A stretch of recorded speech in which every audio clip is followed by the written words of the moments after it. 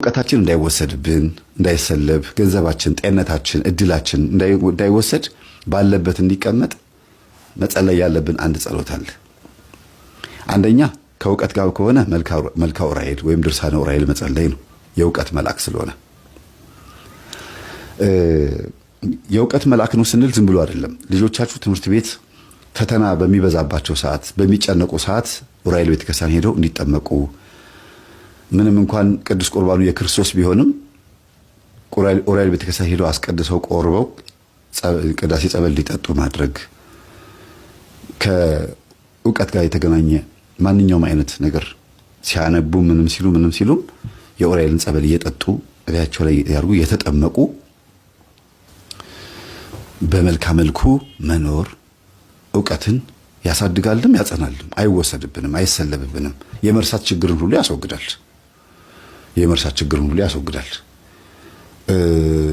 በርሜል ቅዱስ ጊዮርጊስ በዚህ አጋጣሚ ልናገር የምፈልገው የአእምሮ ዝግመት ችግር ያለባቸው የሚጥል በሽታ ያለባቸው ሰዎች ሄደው ቢጠመቁ መልካም ነው። ብዙ ሰው ሲድን አይቻለሁ። ይሄን እንደ ምስክርነት ነው የምሰጠው። በጣም ብዙ ሰው እንደ አንድ መረጃም ጭምር ነው።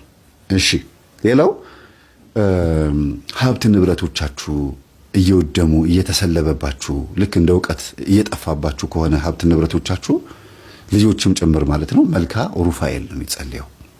መልካ ሩፋኤል በቃ በእርግጥ አባካኝ ሆነን እኛ ገንዘቡን እንደፈለግን እየመዘዝን ሰይጣን አባከነብኝ ማለት የለብንም። ግን ምኞቶቻችንና ፍላጎቶቻችንን ሰብስበን መቀመጥ የምንችለው መልካ መልኩን ስንጸልይ ነው።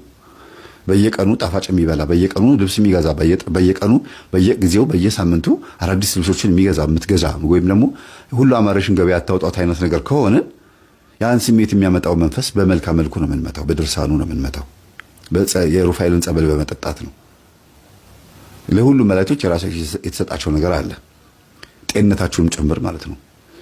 ሌላው የዛር መንፈስ ብዙ ጊዜ ግብር እያስገበረ ካስቸገረ፣ ለምሳሌ ደም እያስደማ በፔሪየድ ሊሆን ይችላል። ወንዶች ደም እያስቀመጣቸው ሊሆን ይችላል። ነስር እየነሰራቸው ሊሆን ይችላል። እየተደባደባችሁ ደማችሁ እየፈሰሰ ሊሆን ይችላል። እንደገና ደግሞ ቁስል እያመጣ ከክበከክ እያረገ ህመም እያመጣ ግብሩን የሚፈልግ የቤተሰብ የዛር መንፈስ አለ። ብዙ ጊዜ በሽታ የለዋወጠ ቤት ውስጥ የሚያንከባለል ሊቀ መላእክት ቅዱስ ገብርኤልን ጠሩት። መልካ መልኩን ጸልዩ፣ ድርሳኑን ጸልዩ፣ ጸበሉን ተጠመቁ። ይሄ በድርሳን ሩፍ ማነው በመጽሐፈ ሄኖክ ላይ ስልጣን ተሰጥቶታል። ለሁሉ መላእክት ስልጣን ተሰጥቷቸዋል። በእባቡ ላይና በጊንጡ ላይ ማለት በዛሩ ላይ ሾም ያለው ተብሎ የተባለው ማን ነው? ቅዱስ። ሁሉም እኮ ዛሩ ያባረራሉ፣ ግን ይሄ ስልጣን ድርሻ አለው የየራሳቸውና ቃልቻውን ይሄ ጨሌ ምናምን የሚባለው ነገር በሙሉ ብትንትኑን የሚያወጣው ቅዱስ ገብርኤል ነው።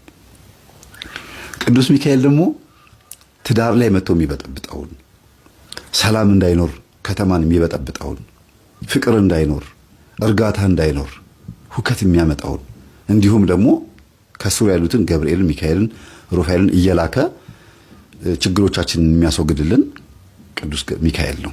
የገዳማውያን አባቶቻችንን የመናንያንን የመነኮሳትን ስጋ ፍትወት ሲመጣባቸው ስክን የሚያደርግላቸው የሚያበርድላቸው በስግደት በጾም በጸሎት እንዲበረቱ ሰዓቱን ጠብቀው ተነስተው እየቀሰቀሰ 9 ሰዓት ላይ እንዲጸልዩ የሚያደርግ ሌሊቱን ሙሉ በጸሎት እንዲተጉ በገዳም የመጽናት የመታገስ አንድ ነገር የመቻል የመቋቋም ቻሌንጅ የማድረግ ስልጣን የሚሰጥ ቅዱስ ሚካኤል ነው። በጣም በጣም ታጋሽ ግን ዝም ይላል። ሚካኤል አርመመ ወገብርኤል ተደመነ የሚለው ወረቡ ራሱ ሲወርቡ አባቶቻችን ሚካኤል ታገሰ፣ ዝም ማለት ጸጥ አለ። አርምሞ ማለት ዝምታ ማለት ነው። ገብርኤል ግን ተገረመ ሲል ምን ማለት ነው? እንዴት የፈጠራቸውን አምላካቸውን ይሰቅላሉ ብሎ ሰይፉን ከሰማይ ወረወረ ነው የሚለው። የቤተ መቅደስ መጋረጃ ለሁለት ተከፈለ ከሚለው ጋር ማለት ነው። ሲያያዝ ምንድነው የሚካኤል ትልቁ በቃ በጣም ለየት ያለ ባህሪው መልአካዊ እርዳታው፣ ለኛ መልአካዊ እርዳታው ጸባይኛ ያደርጋል። በጣም ትህትና ያላቸው ሰዎች ብዙ ጊዜ ከቅዱስ ሚካኤል በረከት አግኝተዋል። በተክሊል ተጋብተውም የሚበጣበጡ ባለትዳሮች ካሉ ጸልዩላቸው በመልካ ሚካኤልና በድርሳነ ሚካኤል። በቁርባን ተጋብተው በተክሊል ተጋብተው ቤት ውስጥ ብጥብጥ የሚያደርጋችሁ ሰው ካለ ያወቃችሁትን ሰው ይኖር ያላወቃችሁትን ሰው ይኖር አጋልጥም በሉት። ከዚህ ቤት ማጥፋ ሚስጥሩን ግለጥልን ካላችሁት ያወጣል። ሰላም ነው የሚፈልገው ቅዱስ ሚካኤል ባለበት ቦታ ላይ እርግጥ ፍሎ ይሄ ደስ የሚል እንዴት ነው አንዳንድ ወንዝ ቦታ ላይ የሚሄዱ ሰዎች እኮ ውሃው ሲወርድ ሲያዩት ደስ ይላቸዋል አይደለም? በጣም እየተገላበጠ የሚመጣ ውሃ እኮ እንዴ ብላችሁ ነው የሚሸሹት። እና ረጋ ያለ ነገር ነው እና ጥልቀት ያለው ውሃ ከላይ ረጋ ያለ ነው። ፍሬ ያዘ የስንዴ ዘለላ ይላሉ አባቶች፣ አንገቱን ይደፋል። ትትና ያለው ሰው ዕውቀት ያለው ሰው ዕውቀቱ መንፈሳዊ የሆነ ምግባሩ ከዕውቀቱ ጋር ከመንፈሳዊት ጋር ያስተሳሰረ ሰው ትትና ያለው ለማለት ፈልገው ነው። እና ብዙ ጊዜ እንደዚህ አይነት ነገር ካጋጠማችሁ መልካ ሚካኤል ጸልዩ፣ ከቅዱስ ሚካኤል ጋር ተቀራረቡ። የመቅበዝበዝ የመጨነቅ ዝም ብሎ የመፍራት ማታ ማታ የመባተት ካለ መልካ ሚካኤል ጸልዩ ወይም ድርሳነ ሚካኤል ጸልዩ። እንደገና ደግሞ ቅዥ ያለ ንግግር ቶሎ ቶሎ የመለፍለፍ ከተናገራችሁ በኋላ ዋጋ የሚያስከፍል ቃላት ከተናገራችሁ በኋላ ዋጋ ከፍላችሁ በቃ ብዙ እንትን ውስጥ ከገባችሁ መልካ ሚካኤል ጸልዩ። ሰከን ብዙ ማዳመጥን ትንሽ መናገርን ያስተምራል ይባላል ቅዱስ ሚካኤል። ስትናገሩ ድምጸታችሁ ራሱ የተስተካከለ ይሆናል። የተገራ ንግግር ይሆናል። ሰው የሚያስደነግጥ ሳይሆን ሰውን የሚስብ ይሆናል። እርጋታ ያለው ንግግር ብዙ ጊዜ ሰዎችን ይማርካል ይባላል። እነዚህ የመሳሰሉ አካባቢዎች ያሉትን ነገሮች ቅዱስ ሚካኤል ሰዎችን ይመግባል፣ ያገለግላልና ከበረከቱ ከእርዳታው ከዚህ እርዳታው በረከት እናገኝ ዘንድ መልካ ሚካኤልን ጸልይ።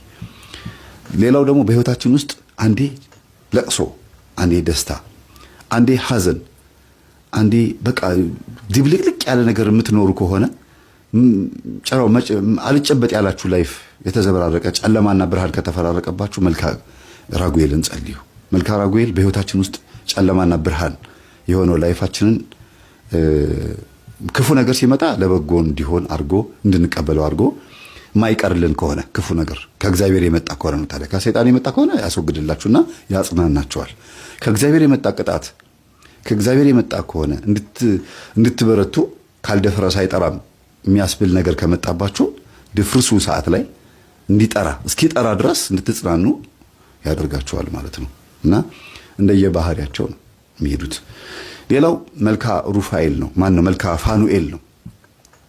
ቅዱስ ፋኑኤል ምን ያደርጋል መሰላችሁ?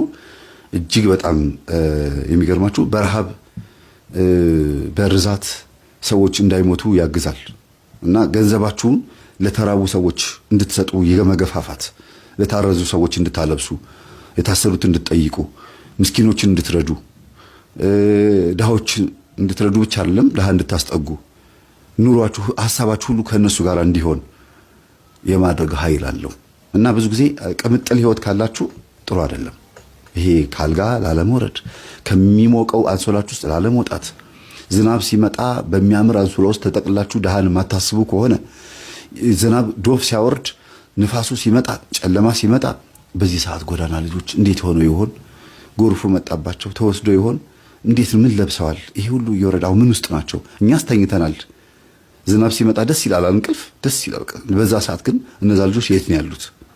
ምን እያደረጉ ነው? እንቅልፍስ ወስዷቸዋል ብሎ ማሰብ የማይችል ጭንቅላት ካላችሁ እንግዲህ መልካ ፋኑኤልን መጸለይ ነው። መልካ ፋኑኤል ስትጸልዩ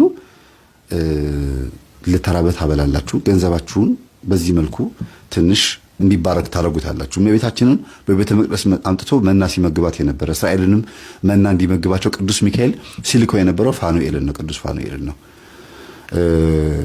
ከዚህ ከምግብ ጋር በተገናኘ ብቻ ሳይሆን የነፍስንም ምግብ ራሱ የነፍሳችን ምግብ እንድንበላ ለቅዱስ ቁርባን እንድንበቃ ሁሉ የመገፋፋት ኃይልም አለው ቅዱስ ፋኑኤል። ቅዱስ ሳቁኤልና ቅዱስ አፍኒን ደግሞ የሚባሉ ሁለት መላእክቶች አሉ። ብዙ ሰው ማያውቃቸው፣ ስዕላቸውንም ብዙም አታውቋቸውም። አንድ ሰዓሊ ሲስላቸው አይቻለሁ፣ ቅዱስ ሳቁኤልና ቅዱስ አፍኒንን።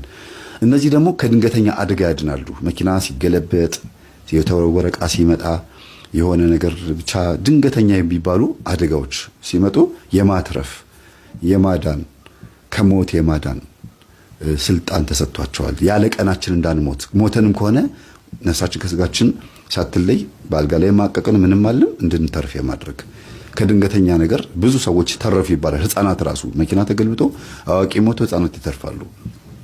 ቀናችሁ ሳይሆን እንዳትሞቱ ከእግዚአብሔር ጋር በተሰጣቸው ስልጣን ከአጋንንት እጅ ነጥቀውም ወደ ነፍሳችሁ ወደ ስጋችሁ ነፍሳችሁን የመመለስ ስልጣን አላቸው እና ከድንገተኛ አደጋ አድነኝ ብላችሁ ስትጸልዩ የሚደርሱት እነዚህ ናቸው። እናንተ የምትጸልዩት ወደ እግዚአብሔር ነው።